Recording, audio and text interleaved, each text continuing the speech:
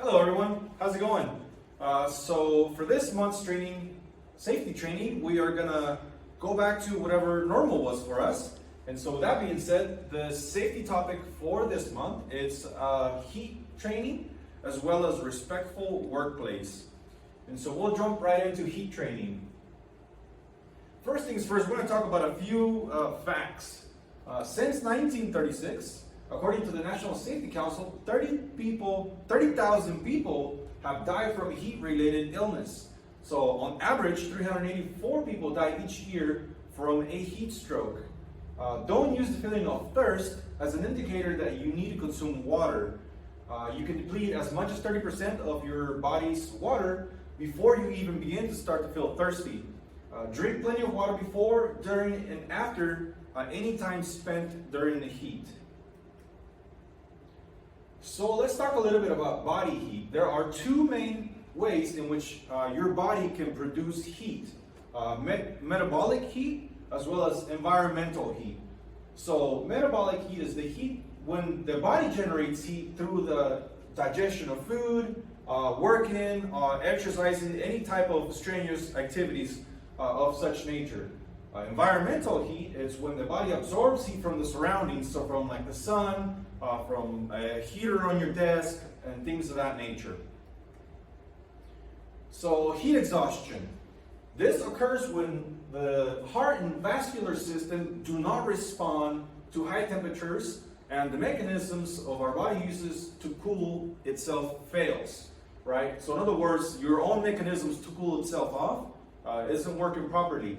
Some of these symptoms are cool, clammy, and pale skin, sweating, dry mouth, fatigue, feeling a little weak, as well as dizziness, nausea, and muscle cramps. Sorry, my Mexican came out there for a second. So what should you do?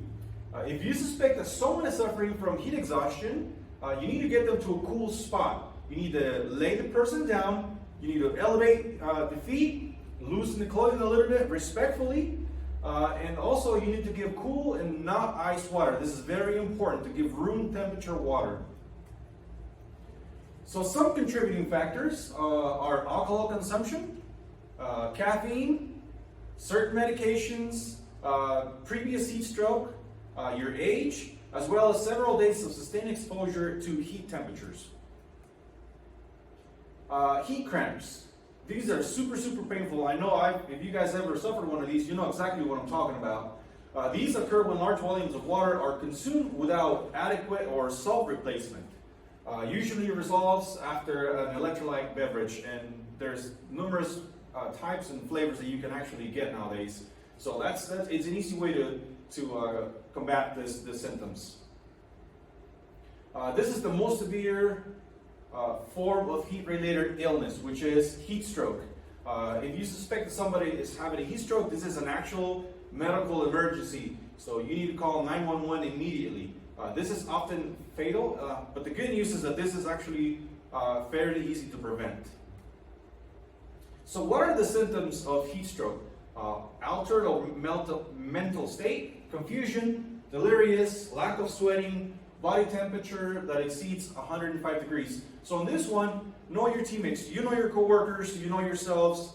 So I know it says altered mental state, but there are some of us, like myself, that are always in an altered mental state. So always know your coworkers and how they usually are. So if they are acting unusual, then that's going to point to one of the possible signs of heat stroke. So just because just know your audience.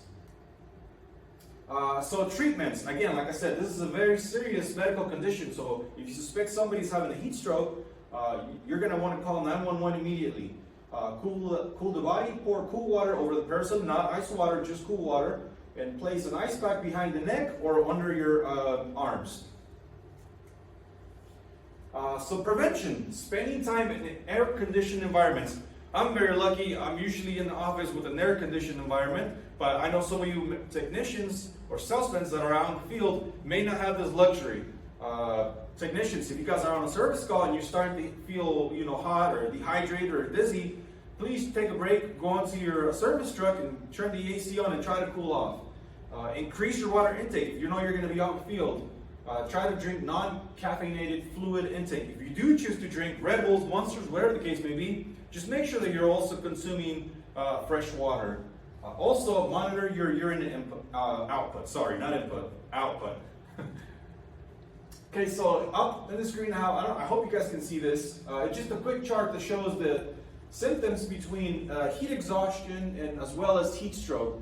Again, some of the symptoms for heat exhaustion: faint, dizziness, profuse sweating, weak rapid pulse, nausea, vomiting, muscle cramps. And some of those actually correlate with heat stroke. Absence of sweating is one that doesn't correlate, so that's one symptom of heat stroke. Pulsating headache, hot, red, dry skin, high body temperatures over 105 degrees, nausea, vomiting, confusion, or you may even lose consciousness. Again, if you suspect somebody is having heat stroke, please dial 911. And by any means, if you're uncertain of if it's heat exhaustion or heat stroke, just call 911, contact your immediate supervisor, and let's just get them taken care of just in case to cover all of our bases.